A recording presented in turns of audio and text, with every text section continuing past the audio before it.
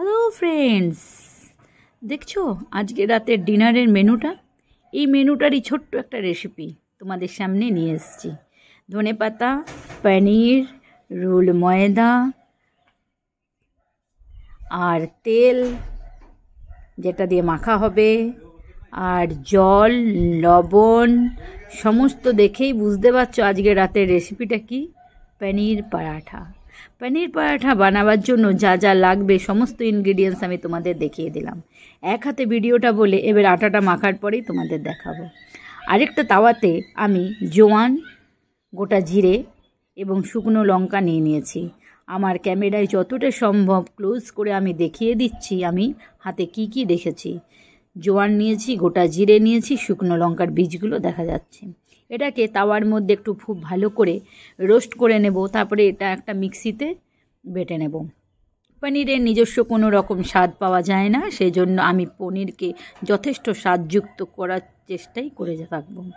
এবারে দেখো, ময়দাটা আমি তোমাদের দেখিয়ে দিয়েছিলাম, এবারে দেখাচ্ছি। তার একটা ডো বানিয়ে নিয়েছি। ময়দাটাতে সামান্য আমি লবণ দিয়েছি, তেল দিয়েছি, নিয়ে খুব ভালো করে এটাকে একটা ডো বানিয়ে নিয়েছি। এরপরে পনিরের স্টাফিংটা বানাবার পালা। এরপরে আমি বানাবো পনিরের স্টাফিংটা।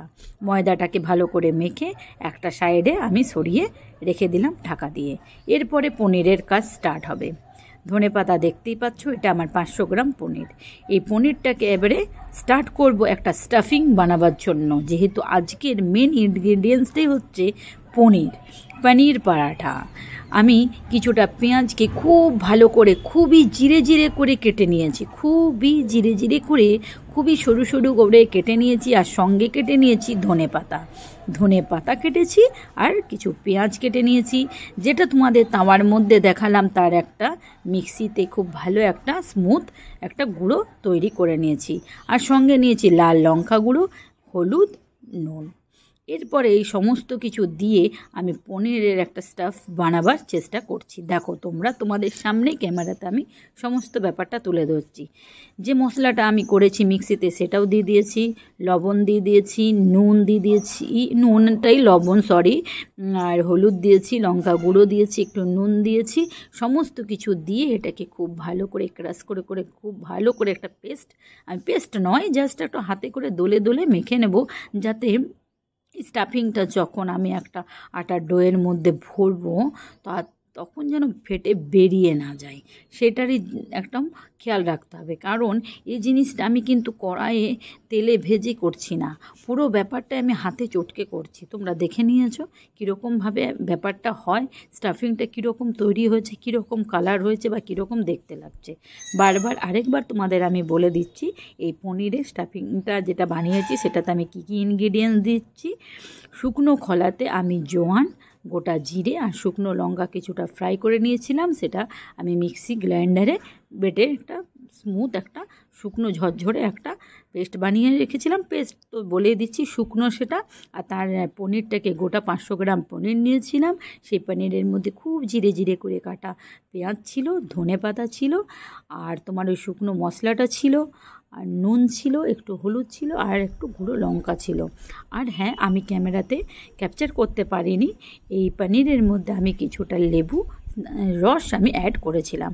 আমি আগেই বলেছি পনিরের মধ্যে কোনো রকম স্বাদ থাকে না, আর পনিরটাকে যথেষ্ট স্বাদযুক্ত করারই আমি ব্যবস্থা করেছি, যেটা একটু টক হলে পরে বেশ ভালো লাগবে।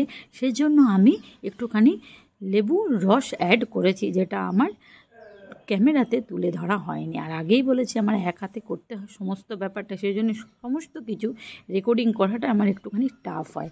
যাই হোক, এখন আমি তোমাদেরকে স্টাফ করে দেখিয়ে দিচ্ছি যে আমি কীরকমভাবে জিনিসটা স্টাফ করেছিলাম। ঠিক একটা রোল ময়দার বলকে নিয়ে নিচ্ছি, নিয়ে পরে ভেতরে এই পনিরের যে একটা স্টাফিং তৈরি করেছি সেই স্টাফিংটা ভেতরে ভর্তি করছি। দেখতেই পাচ্ছ, নিচ্ছি, বলের মতো করে নিচ্ছি এবং এটা ভেতরে অ্যাড করে এটাকে খুব ভালো করে মোমো যেরকম করে ভাঁজ করা হয়ে থাকে ঠিক সেরকম করে গোল গোল করে পাশ দিয়ে ভাঁজ করে নিচ্ছি। এরপরে এটাকে আমি রুটির মতো করে বেলে সাদা তেল দিয়ে ভেজে নেব। যদি কেউ চাও যে ঘি দিয়ে ভেজে খেতে, সেটা তারা ঘি দিয়েও ভেজে খেতে, এটা সবারই অপশনালি ব্যাপার, যার যেটা দিয়ে ভেজে খেতে ভালো লাগবে সে সেটা দিয়ে ভেজে খেতে পারো। আর আরেকটা জিনিস বলি, এটা সত্যি খুব সুন্দর হয়েছিল, শুধুই খেতে খুবই ভালো লাগছিল।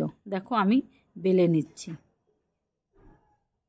এটা সত্যি শুধু খেতেই বেশি ভালো লাগছিল, কোনো রকম আদার্স দই বা আচার আমার কিছুই লাগছিল না, শুধুই খুব সুন্দর একটা টেস্ট হয়েছিল, খেতে আমার খুবই ভালো লেগেছে। একটা বেলে আমি সাইডে রেখে দিলাম, আরেকটা কীরকমভাবে বেলছি সেটা তোমাদেরকে আমি দেখিয়ে দিচ্ছি। আরেকটা জিনিস তোমরা সবসময়তে বেলার সময় খেয়াল করবে, স্টাফিংটা যেন কোনো রকমভাবে বেরিয়ে না আসে। আমি একটু বড় বেলার চক্করে একটুখানি হালকা হালকা দেখাচ্ছিল, কিন্তু বেরিয়ে আসেনি একবারও। এরপরেই দেখতে পাচ্ছ আমি তাওয়াটাকে গরম করে হালকা হাতে আস্তে আস্তে সেঁকে নিচ্ছি। যেহেতু পনিরের যে স্টাফটা আমি তৈরি করেছি পনির পরোটার জন্যে, সেই স্টাফিংটা কাঁচা ছিল, সেই জন্য তাওয়াটাকে কিন্তু আমি লো ফ্লেমে রেখে খুব ধীরে ধীরে করে ভেতরের জিনিসটা যাতে পেকে যায় তার জন্য একটু টাইম দিয়েই আমি পরোটাগুলোকে সেঁকেছি। আমি আরেকবার বলে দিচ্ছি, ভেতরের স্টাফিং যেটা আমি পনির ভরেছি সেটা কিন্তু আগে থেকে কোনো রকমভাবে কড়াইয়ের মধ্যে করা হয়নি, সেই জন্য ভেতরের জিনিসটা কাঁচা। যখন স্টাফ করে ময়দার মধ্যে বেলে রুটির মতো বা পরোটার মতো করে আমরা এটাকে বেলে যখন এটাকে ভাজছি ফ্রাই করছি, তখন এটা মাথাতে অবশ্যই রাখতে হবে যাতে একটু ধিমি আঁচে তাওয়ার মধ্যে খুব ভালো করে কিছুটা সময় দিয়ে যেন ভাজা হয়। কিছুটা সময় দিয়ে ভাজলে সত্যি এটা খেতে খুবই সুস্বাদু এবং খুবই সুন্দর লাগবে খেতে। আমার বাড়ির লোকজনের সত্যি খুব ভালো লেগেছে। এটা তোমরা শুধুই খেতে পারবে, বা তোমরা এর সাথে চাইলে টক দই বা আচার দিয়েও খেতে পারো। পরোটার কালার কীরকম হচ্ছে, কীরকমভাবে ভাজা হচ্ছে তোমাদের সামনেই দেখিয়ে দিলাম। আমার রাতে ডিনারের মেনুতে আমার এই জিনিসগুলো ছিল। আমার বাড়ির লোক শুধু খেতে খুব একটা পছন্দ করে না, সেই জন্য আমি একটা আলুর সবজি বানিয়েছিলাম, কিন্তু আমার সত্যি নিজস্ব এটা খুব ভালো লেগেছিল।